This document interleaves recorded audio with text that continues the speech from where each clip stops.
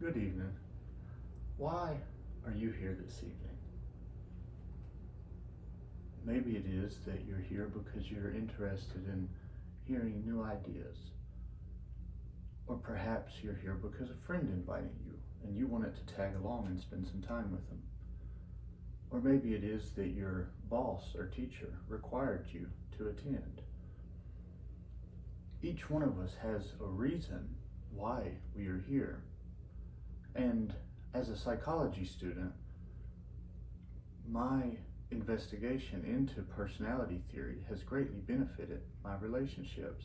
It has enabled me to have difficult conversations with my family. It has allowed me to train apprentices in my industry. And in general, it has allowed me to approach others in a more sophisticated and understanding way because I can better understand their perspective. An understanding of personality theory can open up the possibility of deeper and more meaningful interactions with those around us, as it gives us insight into their motivations and reasons for doing what they are doing. People are different. Consider the broad range of people that you have encountered throughout your life. Some people are clean and organized, and others are disorganized and dirty. Some are interested in literature and poetry and philosophy and art, whereas others do not find those things intriguing. You have people who are friendly and outgoing, and you have others who are more aloof or reserved. What the Big Five personality trait theory has done is it has taken all of that, several of the adjectives in the English language, and used statistical procedures in order to determine whether there are any underlying factors that connect them. For example, if I were to give you a questionnaire and were to ask you if you were an organized person and you checked yes, you would also be very likely to check a box that said that you enjoyed order as opposed to disorder.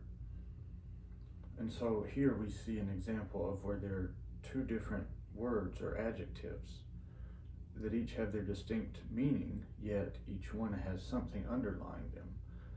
As the Big Five theorists use their statistical procedures to find these factors underlying commonly used adjectives in our language, they came out with 5 traits: extroversion, agreeableness, neuroticism, openness to experience, and conscientiousness.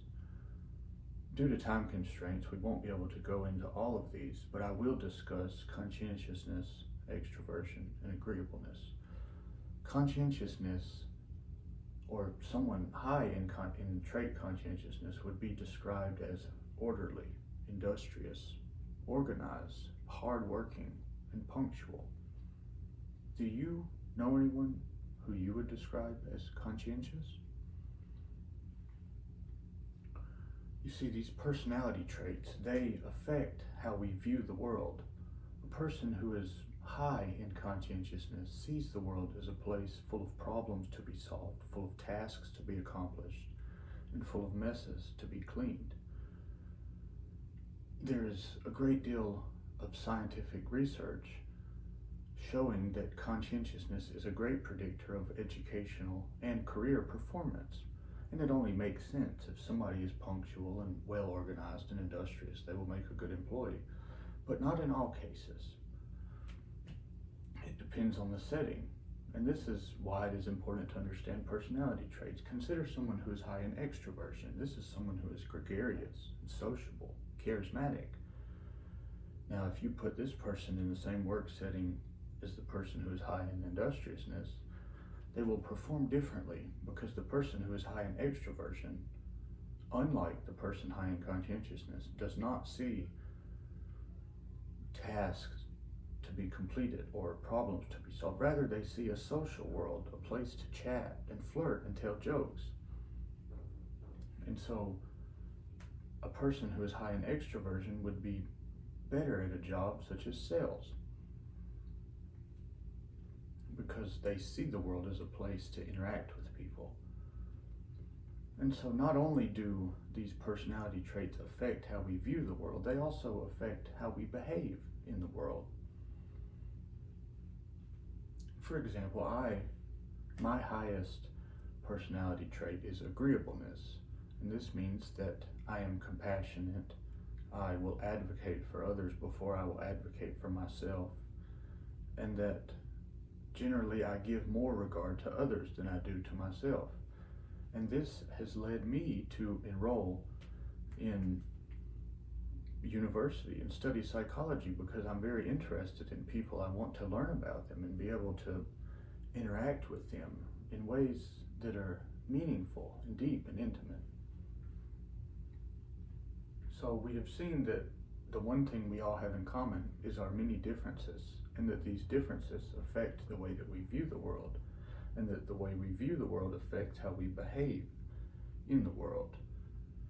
An understanding of personality theory can give us the possibility to develop deeper and more meaningful relationships because we can get insight into how people view the world. So this evening, I would like you to consider, which of these three traits do you think you are highest in? Conscientiousness, extroversion, or agreeableness? And the truth is, it's probably some mix of all three. Thank you for your time and attention. Have a good evening.